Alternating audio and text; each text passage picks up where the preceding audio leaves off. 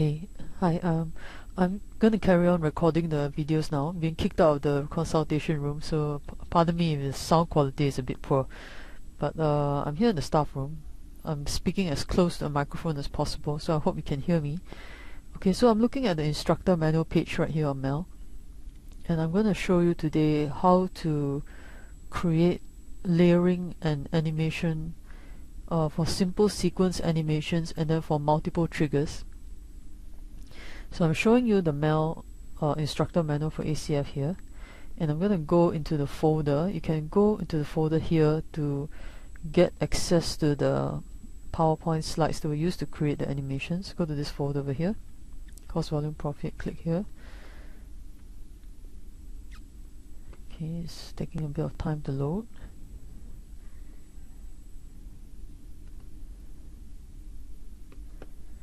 And you can see the PowerPoint slides used to create Office 365 embedded slides. So click on this.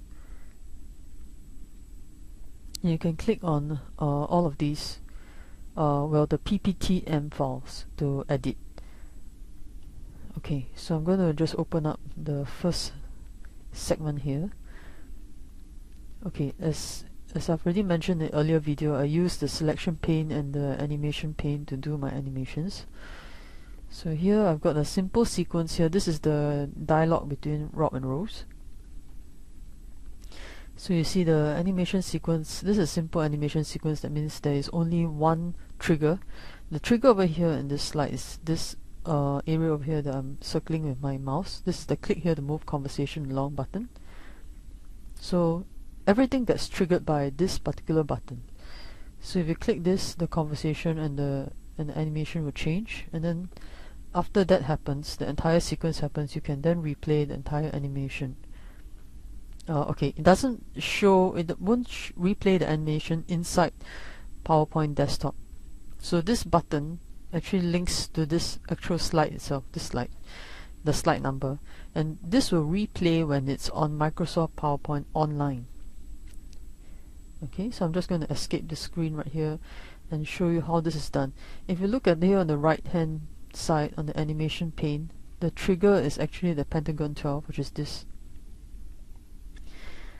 Okay, so I've actually set several items to appear or disappear every time this pentagon is clicked. If you look here, this is the rounded rectangular callout 9. If you look here, it's actually being layered. There are several layers that are on top of this particular item. So if I wanted to animate it, when I want to let Rob and Rose converse with each other, what I do is that I first allow this to appear on the first click. So you can see this particular item. Let me see if I can expand out the name here.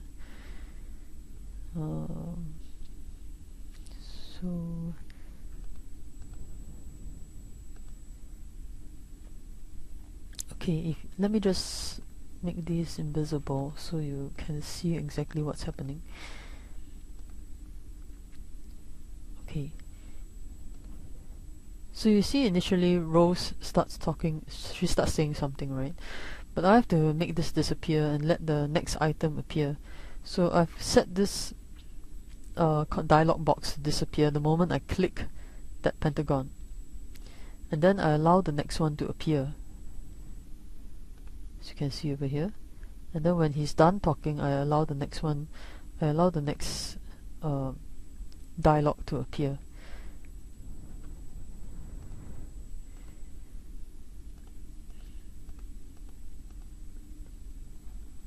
Okay.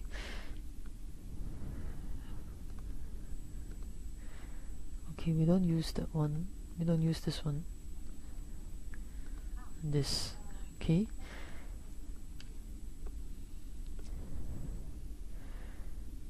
Okay, so you can see, if you do the preview, you can say, hey, hi, my name is Rose. You can see that, hi, my name is Rob, sorry. You can see that this will appear, and then, hi, I'm Rose. This one will disappear when Rob comes in to say his line.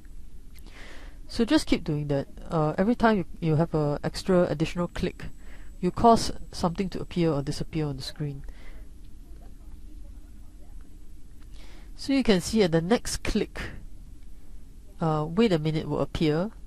Okay, and the earlier dialog, "Hi, my name is Rob," will disappear. So you just keep making one dialog box appear and one dialog box disappear every time you trigger this simple trigger, so that when you finally animate it on screen, it will look like this. Okay, let me just replay this entire animation again. You can see this is unanimated. This original thing is unanimated. When I click this trigger, I'm gonna make this box disappear. You see it disappears, and then this one will appear. So that's my first animation. And then when I click it again, what Rob was saying earlier will disappear, and then Rose will then come in with a dialogue of, "Wait, Rob, how many bowls of noodles will you need to sell?" You see? So that's how you make the entire simple sequence appear on the PowerPoint presentation show. Now if I go on to my slide 8, I'm going to show you how to do a multiple trigger animation sequence. As you can see on the right hand side, in my animation pane, I've got meat as a trigger, I've got tap as a trigger, I've got fish as a trigger, I've got fish balls as a trigger, and dirty dishes as a trigger.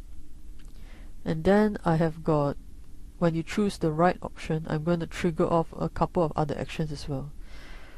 Let me explain this particular pane to you. You can open up the PowerPoint slide, have a look at it yourself.